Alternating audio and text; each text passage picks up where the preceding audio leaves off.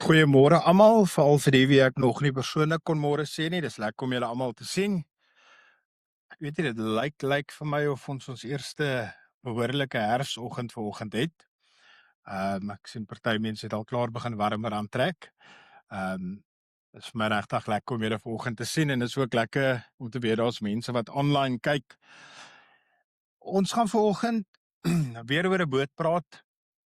Ons bou boot, ons doen baie met boot en bou die jaar. Maar vanoggend wil ons 'n bietjie praat oor die tema klim uit die boot om op water te loop. So ek wil begin om vir jou te vra of vir julle te vra, wat is jou comfort zone? Wat is jou gemaksone? Plek waar jy gemaklik voel, waar jy voel, hier is ek safe. Ek wil nie hier weg nie, want as ek nou hier weg gaan, dan gaan dit nie meer so lekker wees nie. Gemaksones is goed soos 'n fisiese plek. Daai spesifieke kant van die bank waarop jy elke keer gaan sit as jy TV kyk, hy sal presies op alle angle ingevorm in jou lyf, dis asof jy in so 'n kassie inklim amper. Dit is soos as jy Big Bang Theory gekyk het, sal jy weet Sheldon het 'n baie spesifieke plek gehad waar hy sit. Dit was sy comfort zone. Van ons is dit ons rotine. Weet jy, as jy van julle wat rotine mense is, laat ek sien. Van julle wat nie rotine mense is nie. Okay. Vir mense wat rotine mense is 'n rotine 'n comfort zone, 'n gemaksone.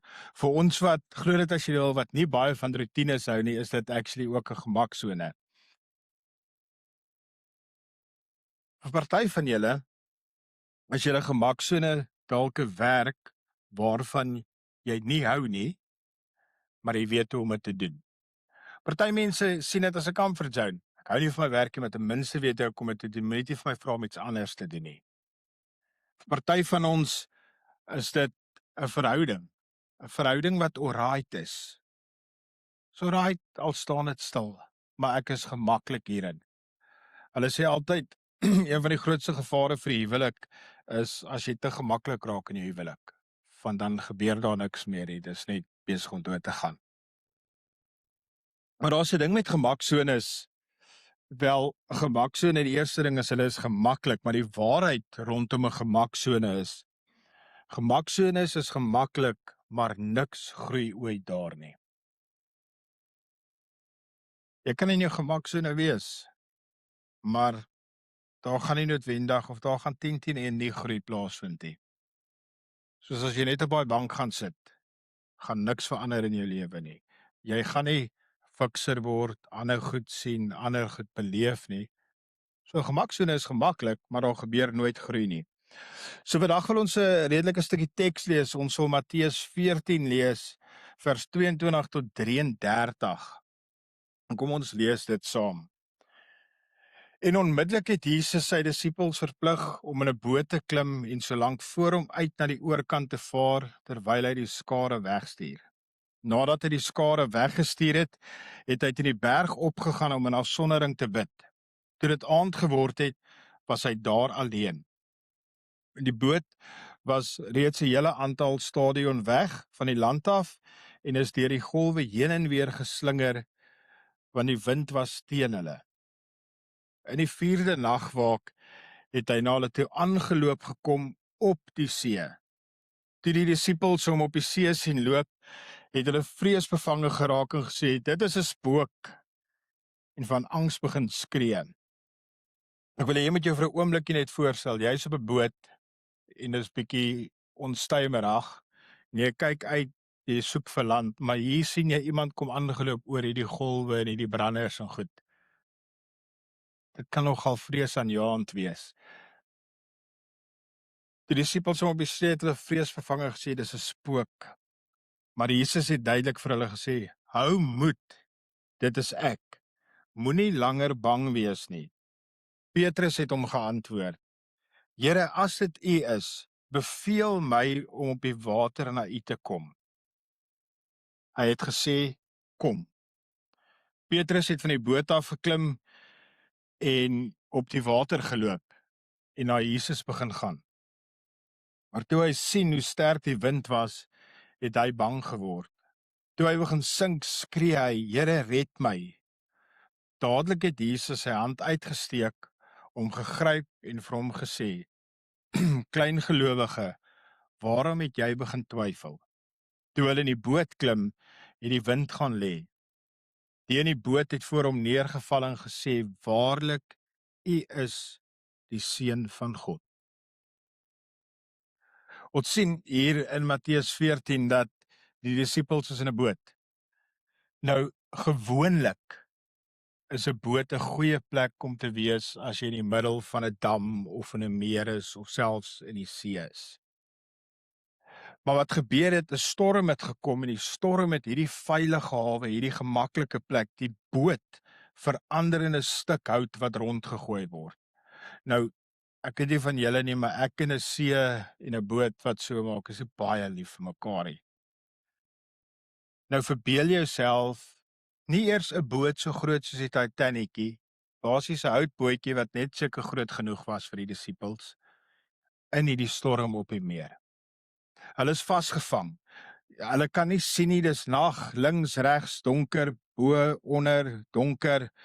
Hulle is moeg, want hulle was die hele dag besig om saam met Jesus te bedien. En dan ewe skielik sien hulle hierdie figuur wat op die water aangeloop kom. Die disippels se eerste gedagte, die eerste keer toe hulle iemand op die golwe sien loop, sê hulle, dis 'n spook. Hulle het nie gesê, "Oh, kyk, is 'n wonderwerk nie."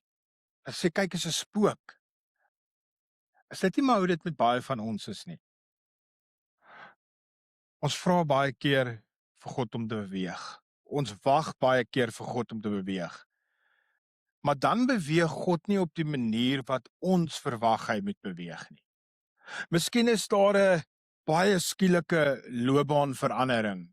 Jy was baie gemaklik in jou posisie gewees en dalk gebeur iets met die besigheid of hulle vra vir jou om 'n ander tak te begin ran en ewe skielik is goed aan die beweeg op 'n manier wat jy nie wou verwag het. Jy het gehoop jy gaan eendag hier kan klaarmaak in hierdie kantoor, goed het verander.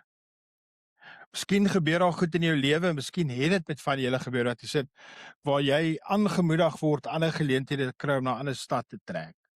Jy moet dalk wegtrek van waar jou familie is om beter geleenthede te kry, maar God beweeg en jy beweeg. Ons eerste instink, meeste van ons, is nie gewoonlik geloof nie. Ons eerste instink wanneer daar onsekere goed gebeur, is vrees. En jy hoef nie sleg te voel daaroor nie. Dis iets wat menslik is. Heel dikwels bestempel ons nuwe goed wat kom as iets wat baie bedreigend is. Wie van julle hou nie van verandering nie? Okay, hier's 'n paar.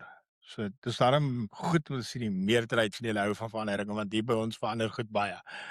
Maar meeste mense in ons is daar 'n geneigtheid om nie van verandering te hou nie. Ons hou nie van goed wat nie in ons huidige boksie inpas nie.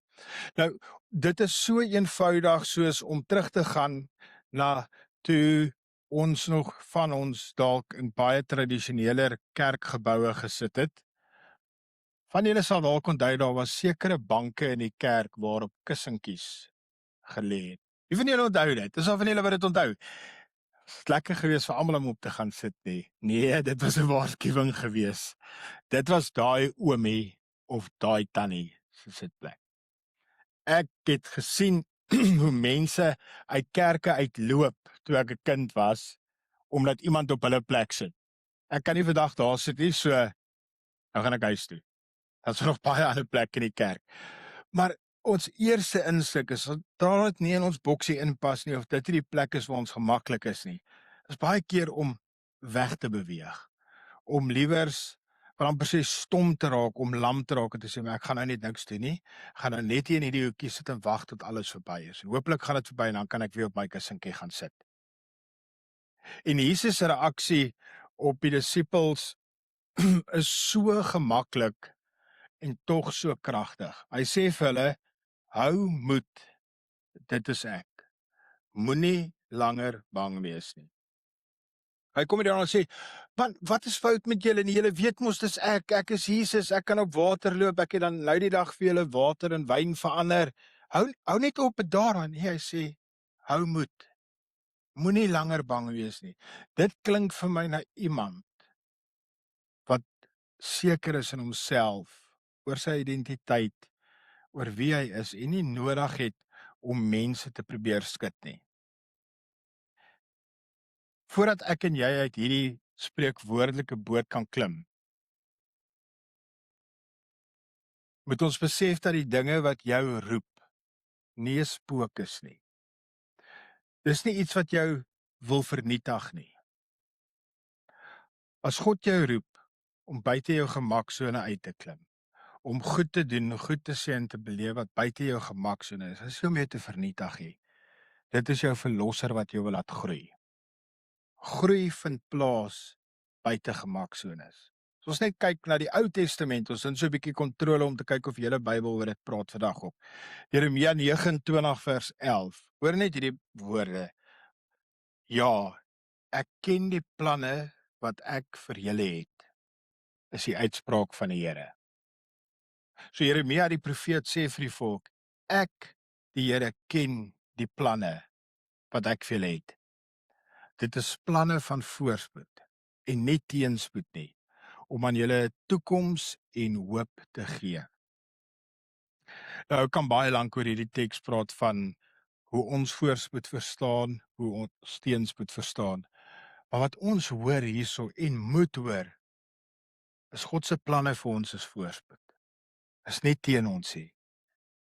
God se planne is om vir ons hoop te gee en is om vir ons 'n toekoms te gee. En dan gaan ons sien na die Nuwe Testamente wat ons die teks gelees het. Petrus. Petrus, die ou wat altyd praat voor hy dink. Petrus wat ook sommer net gedoen het voor hy gedink of gepraat het. 'n Baie impulsiewe ou. En ek dink partykeer ons het miskien meer mense van sulke ouens in die kerk nodig wat impulsiewe goed doen. En Petrus sê vir Jesus, Here, as dit U is, beveel my om op die water na U te kom. Interessant, die teks sê nie vir ons, Here, as U wil hê ek moet op die water loop en U vra my nie, dan sal ek. Hy sê net, Here, beveel my. Nou, ons raak partykeer ongemaklik as ons praat van 'n beveel iemand of gee iemand 'n bevel, want ons leef nie meer eintlik in 'n samelewing waar daar bevele uitgedeel word nie.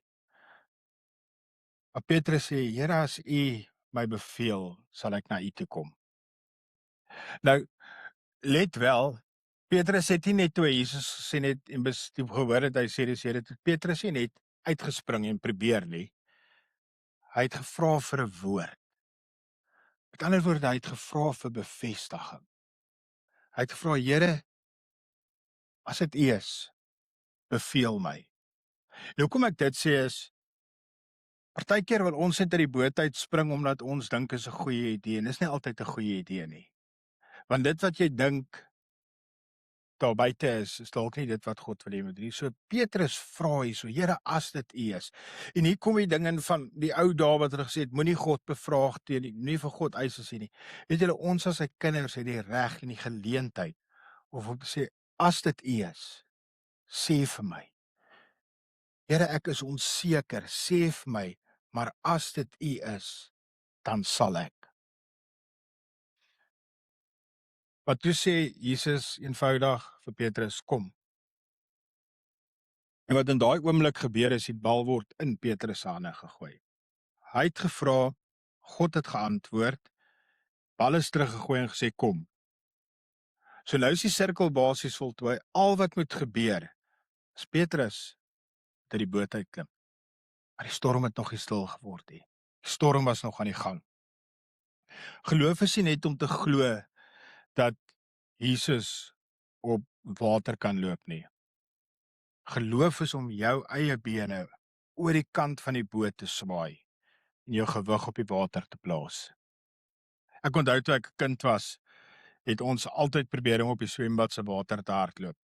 Ek het nooit reg gekry nie, surprise. Maar baie kinders probeer dit, want dit is 'n fascinerende storie van kan jy op water loop? Maar jy moet bereid wees om jou voete nat te maak om uit te vind of jy kan en of jy nie kan nie. Jy moet gaan en jy moet jou gewig op die water plaas. Dis soos die voorbeeld van die surfer. Jy gaan nie die golf kan ry as jy op die sand sit nie. Net so gaan jy nie op die water kan loop as jy in die boot gaan bly sit waar dit gemaklik is nie. Jy kan nie ervaar wat God vir jou beplan het as jy nie die reëlings los nie. Dis bietjie anders as die boot, maar as jy kan onthou as jy as kind leer swem het jy so aan die reëlings in die swembad vasgeklou. Dis cool geweest, soos in die water is lekker cool, maar dit het eers lekker geraak toe jy kon los. Nie begin inspring en jy kom begin swem. So jy moet bereid wees om jou gewig op die water te sit. Jy moet bereid wees om die veiligheid van dit wat jy ken los te laat, om die sekerheid van wie jy is vas te gryp. Een van die grootste sekerhede wat ons in die wêreld het en altyd sê dis belangrik, is jou sekerheid van werk. En een van die grootste uitdagings wat die Here vir my gegee het en vir my gesê het klim uit die boot uit was gewees toe ek 2 en 'n bietjie jaar terug uit 'n vaste pos gegaan het met 'n ander salaris met 'n verwagting van hier kan ek klaarmaak eendag na 'n kontrakpos toe omdat hy my vir Granendal geroep het. Dis nie omdat ek great was dat ek dit gedoen het nie, maar dis omdat ek geweet het dat die Jesus wat op die water is wat my uitroep in hierdie nuwe plek in is daar en ek kan op die water loop. Want ek het my omring met mense ook wat my gehelp het om hierdie Jesus te leer ken. Ek het span gehad, leiers soos Johan, Edna, Erik, Renay, noem hulle soos hulle hier sit. 'n Vrou gehad wat gesê het toe ek vra wat ek die keuse maak, toe sê sy, hoe kan jy nie? Daar was nie van wonder nie. Nie eens my skoonmaat gewonder nie, sy het soos okay, go vir dit. So dit vat iets van jou. Maar ek kan vir julle een ding sê, vandat ek in die boot geklim het van sekerheid, sedert 2001 wat ek in die bediening is, het ek nog nooit lekkerder gewerk as wat ek hier werk nie. Ek was nog nooit liewer vir 'n gemeente gewees as wat ek vir hierdie gemeente is nie. Want weet julle wat, die Here het kom wys hierso, kan ons op water loop. Nie omdat ons great is, want ons is baie profetiek, maar omdat hy sterk en kragtig is. So Petrus doen dit. Hy klim uit die boot uit. Hy loop op die water. Kan jy jou verbeel? Hierdie ander ouens op die boot. Hier gooi Petrus sy voete oor die boot. Weet jy, Thomas het seker al gesê, "Ag nee, nou gaan die ou weer sink want Thomas was ongelowig." Ja, okay. Matteus het seker gewonder, hier gaan ons finansies want hier kom 'n versekeringseis. Maar Petrus gooi sy bene oor die boot en hy staan op die water. Kan jy jou imagine? Die uitdrukkings.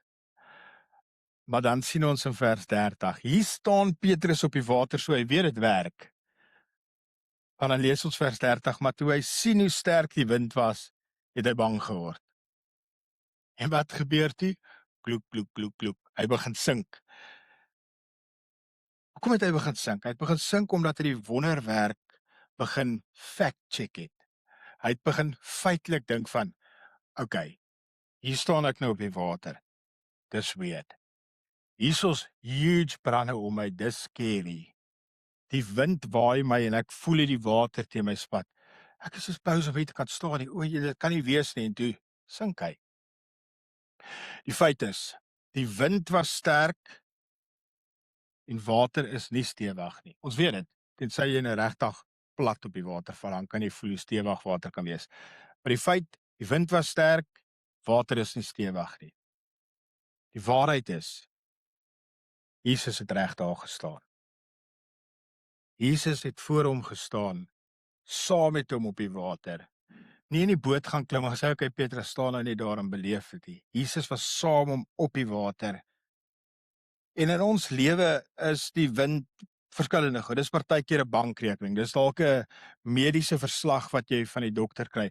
Dis dalk foute wat jy in die verlede gemaak het wat jou vandag nog beïnvloed. En die ding is, daardie dinge is werklik. Foute wat jy gemaak het, jou bankrekening wat nie lyk soos jy wil hê nie, jou mediese verslag, jou gesondheid. Daardie ding is werklik, maar dit is nie die finale woorde nie. Wanneer jy op die wind fokus, sink jy. Wanneer jy op die woord fokus, loop jy. Ons gaan by Ou Testament toe. Spreuke 3 vers 5 sê, vertrou op die Here met jou hele hart. Op jou eie insig moet jy nie staat maak nie. So vertrou met jou hele hart op die Here. En as jy dit doen, kan ek jou waarborg, gaan jou vertrou op jou eie insigte minder word. Dit gaan nie weggaan nie, maar jou vertroue in die Here gaan jou help om meer en meer jou voetjies vir die rand van die boot te sit en baie keer te loop waar jy nie gedink het jy sal kan loop nie. Petrus het uiteindelik begin sink en Jesus het hom gevang.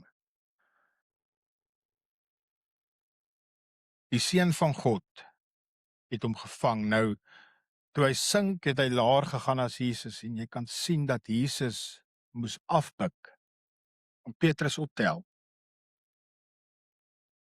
Wat 'n wonderlike verlosser is dit nie, wat bereid is om te buig om by jou uit te kom en jou hand te vat en jou op te tel. Jy dink dalk, wel as ek tog net gaan sink, hoekom moet ek die moeite doen om uit die boot te klim? Wat gebeur het is toe hulle terugklim in die boot, sê die Bybel iets baie belangrik. Vers 33 sê, hulle het hom aanbid.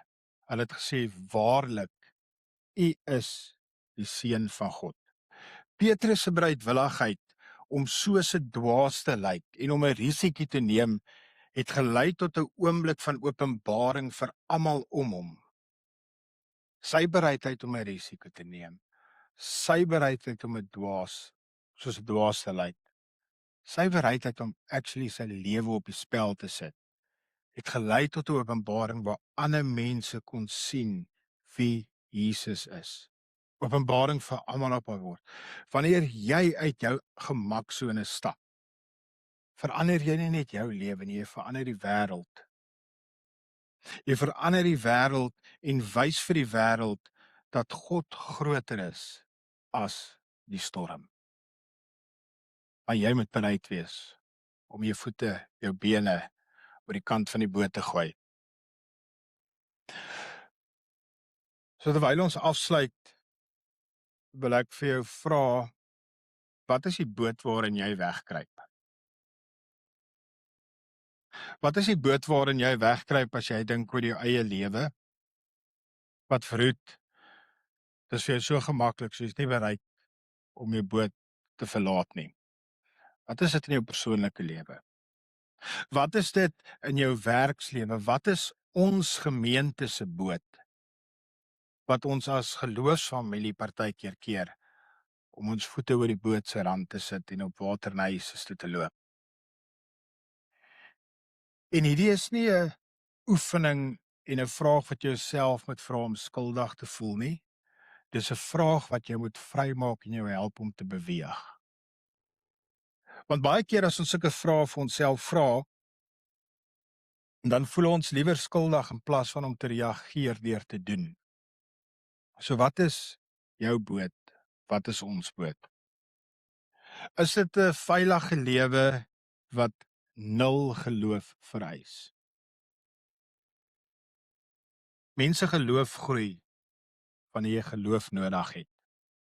So jy moet kies om op plekke te gaan en te beweeg waar jy geloof nodig het sodat jy kan aanhou beweeg. Is jou boot dalk die vrees wat mense sal dink van jou as jy misluk?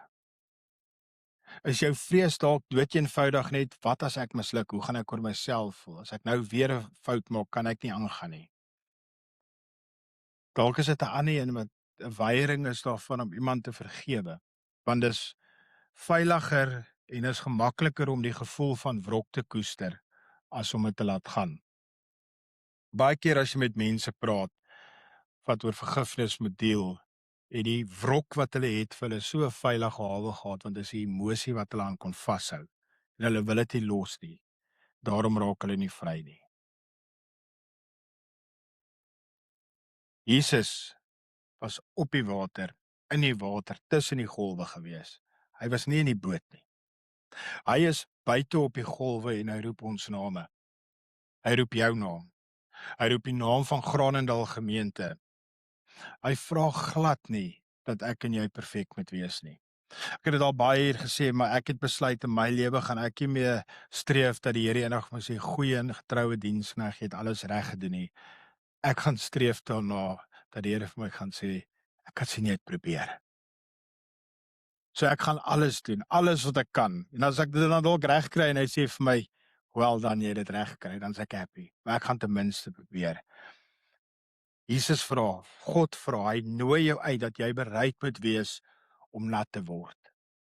As jy mooi daaraan dink, as golwe breek en die wind waai, dan is so sprei en goeter. So selfs al was Petrus veilig op die water, het hy nog steeds die effek beleef van die golwe, die water wat spat in die wind.